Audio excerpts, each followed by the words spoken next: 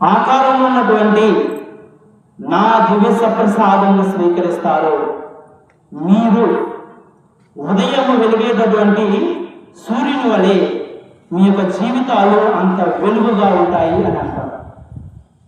ఇక ఆ 22,000 యువతి తన యొక్క విచారణ గురువుని సంప్రదించి ఆమె కేవలము ఎటువంటి మందులు వాడకుండా ఏమీ వాడకుండా దివ్య సప్రసాదాన్ని మాత్రమే స్వీకరిస్తూ 12 సంవత్సరాలు జీవించింది.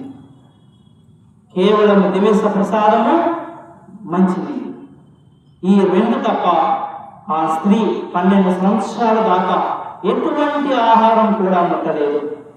ఆమె మరణించే సమయంలో తాను రాసుకున్నటువంటి ఒక చిన్న డైరీలో దివ్య సప్రసాదం మీద రాసినటువంటి ఒక చిన్న ప్రసంగంలో ఒక మాట ఉంటుంది.